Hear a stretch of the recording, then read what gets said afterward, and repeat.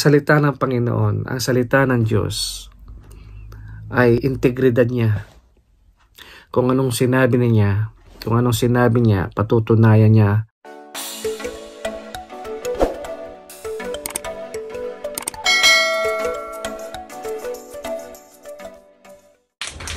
Good day mga kapamilya. Good news. Sabi ng doktor at nakikita ko dito sa word na decreasing na ang numbers na mga ina-admit na mga pasyente ng COVID-19. Praise God, it is a good news.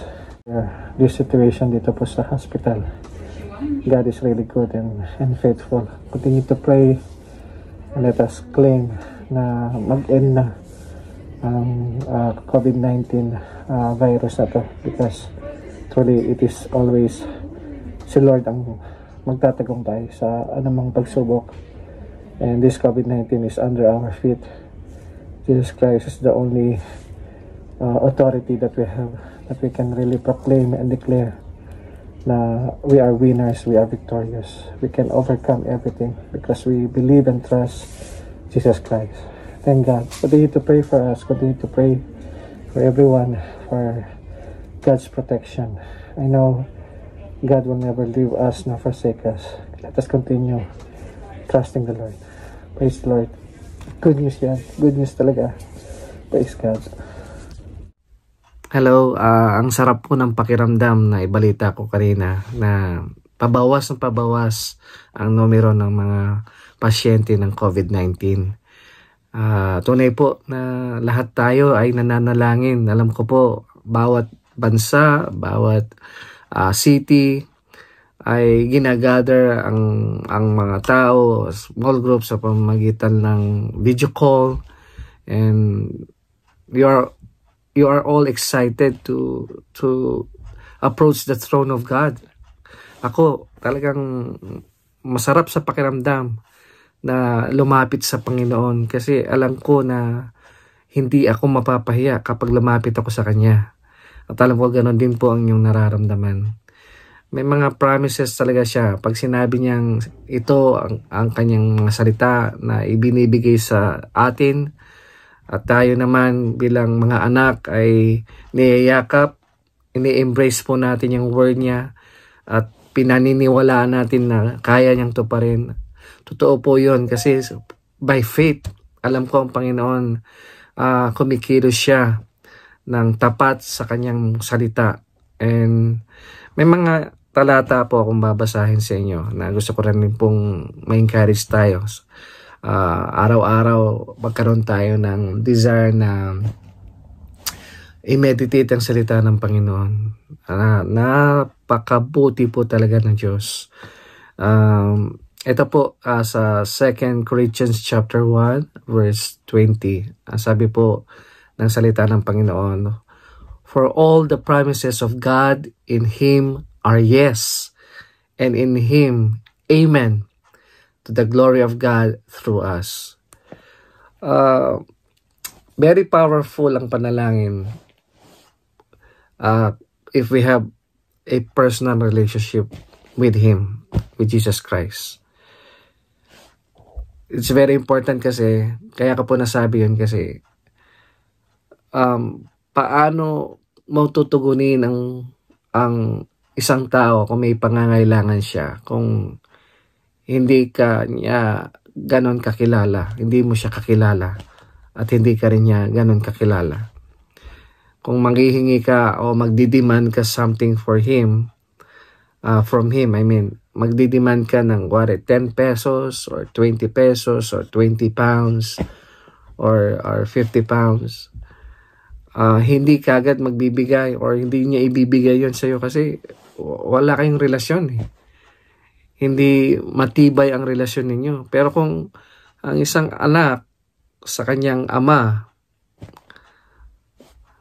ay nag-ask ang anak sa kanyang ama na, "I need this," ang kanyang mismong ama gagawa siya ng paraan para maibigay niya yon sa kanya. Ganun din po tayo sa Panginoon. Kaya lahat tayo na naisoko ang buhay sa Kanya, lahat tayo ay nakakalapit at lahat tayo ay hingi sa Kanya. At kapag siya ang nagbigay, laging yes at laging amen. Hindi po maramot ang Diyos, napakabuti po ng Diyos sa ating lahat. Kaya tayo bilang mga anak, patuloy po tayong magpakumbaba, patuloy po tayong magpasalamat, patuloy po tayong lumapit. Those who put their trust in the Lord will never be put to shame. And at isa pa, kasi alam ko, ang salita ng Panginoon, ang salita ng Diyos, ay integridad niya. Kung anong sinabi niya, patutunayan niya na totoo yun at ibibigay niya. Hindi niya pasisinungalingan ang kanyang salita. He is always true to His word. He is always faithful when He gives. He is always good when He provides for us. So the only thing that we can do now is to really trust Him and really ask from Him. Ask and it shall be given. Sabi nga po ng Matthew chapter 7, seek and you shall find, knock and the door will be open. So, we have to ask Him for all these things na kinakaharap natin ngayon. Sabi nga din sa kanyang salita, we have not because we ask not. So, hindi natin masisisi ang Diyos kung hindi naman tayo marunong humingi. Paano kanya ibibigyan kasi hindi ka naman marunong lumapit. At ang nakakalapit lang talaga sa Kanya, sa totoo lang, ay yung merong tamang relasyon sa Kanya. So, let us desire to always invite Him, to always acknowledge Him, and accept Him as our Lord and Savior. Maraming mga magagandang bagay na nagagawa ang Panginoon sa ating lahat. Pinapatunayan niya yan araw-araw.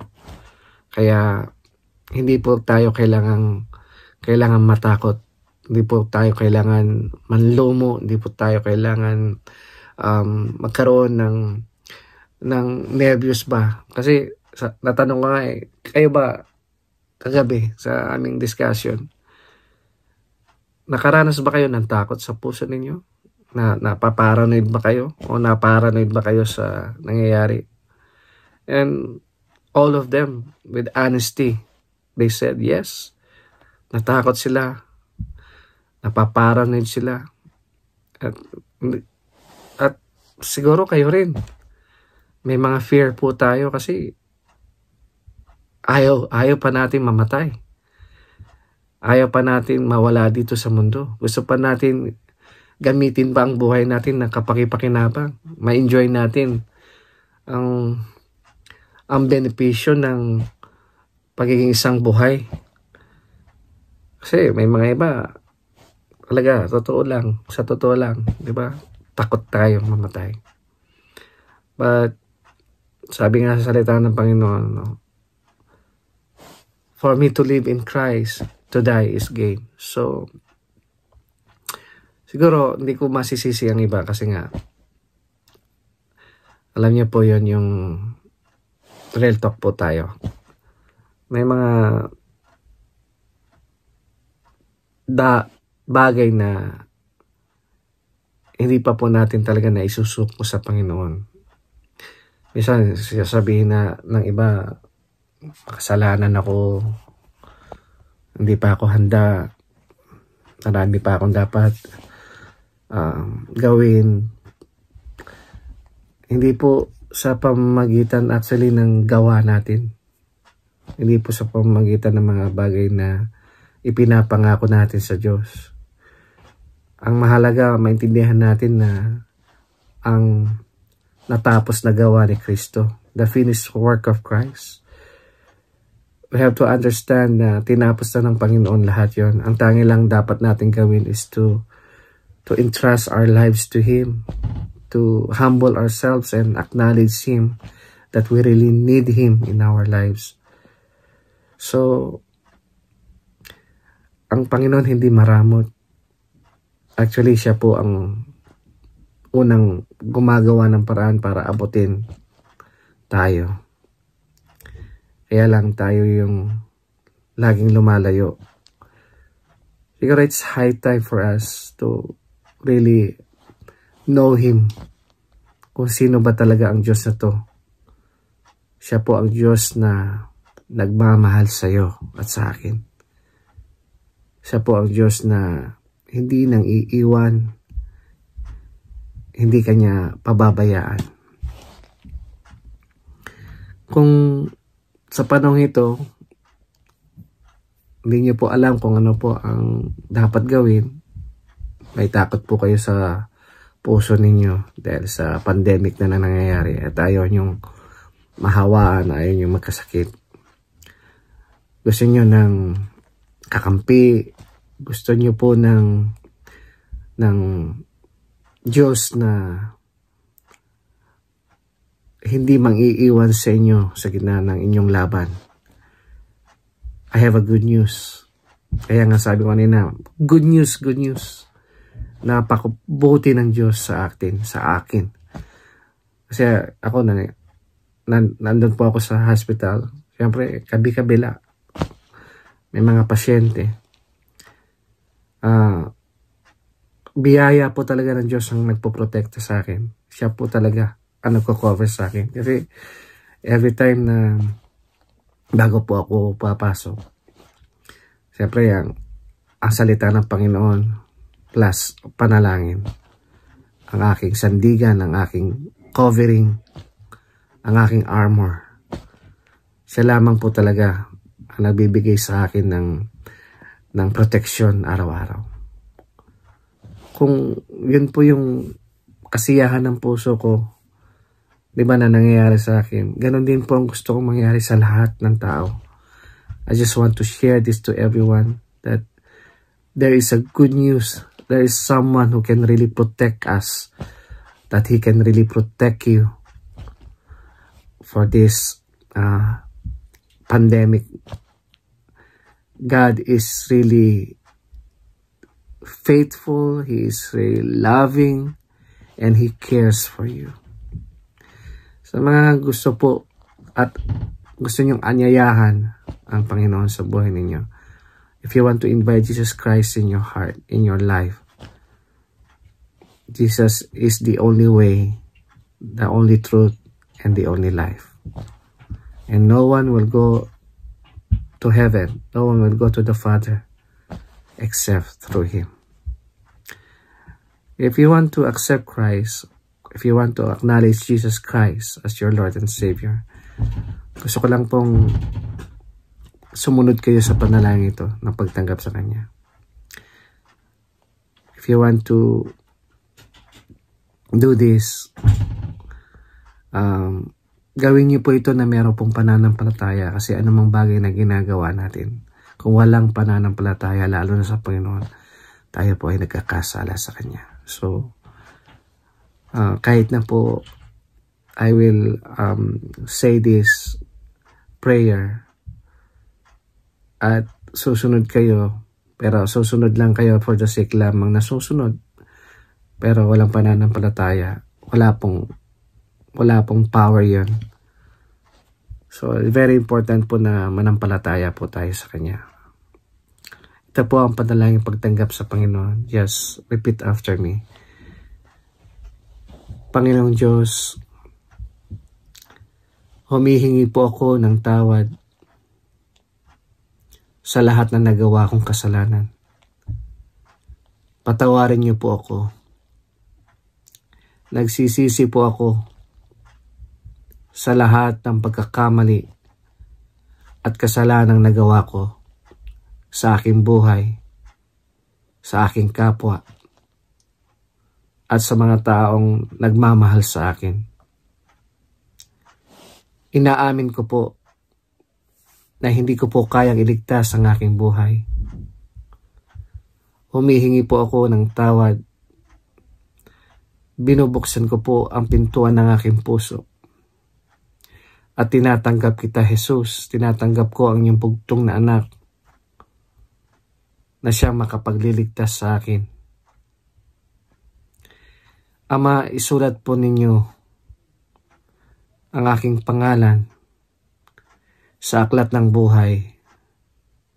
At pagmula sa araw na to, gawin niyo po akong tunay na anak na sumusunod sa inyo. Ito po ang ipanalangin sa pangalan ni Jesus. Amen. Amen. Hindi ho ba masarap sa pakiramdam na meron kang kakampi na siyang may-ari ng lahat ng bagay, na siyang lumikha ng lahat ng bagay? Kanino ka pa ba tatakbo kundi sa Diyos na makapangyarihan sa lahat? Ito pong araw na to, itandaan ninyo, ito po yung araw ng inyong kapanganakan. Ito po yung sinasabi natin na meron kang tamang relasyon sa Panginoon. At pagdating ng araw, alam mo, malalaman mo sa patuloy na pag-aaral mo ng salita ng Panginoon. If you will study the Word of God, you will really understand everything, all His plans, His love to you. He is really, really, really faithful. And indeed, God will make a way. Actually, isa sa mga paborito kong kanta talaga yung God will make a way. At gusto ko po yung ibahagi sa inyo. God will make a way where there seems to be no way. He works in ways we cannot see. He will make a way for me.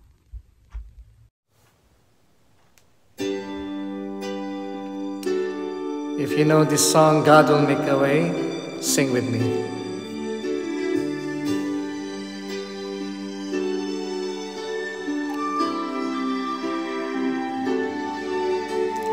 God will make a way where there seems to be no way. He works in ways we cannot see. He will make a way for me. He will be my guide. Hold me closely to His side. With love and strength for each new day, He will make a way. He will make a way. God will make a way where there seems to be no way. He works in ways we cannot see. He will make a way for me. He will be my guide. Hold me closely to His side. With love and strength for each new day, He will make a way. He will make a way. By a roadway in the wilderness, He'll lead me. And rivers in the desert will I see. Heaven and earth will fade, but His word will still remain. He will do something new today. God will make a way where there seems to be no way. He works in ways we cannot see. He will make a way for me. He will be my guide. Hold me closely to His side. With love and strength for each new day, He will make a way. He will make a way. With love and strength for each new day, He will make a way. He will make a way.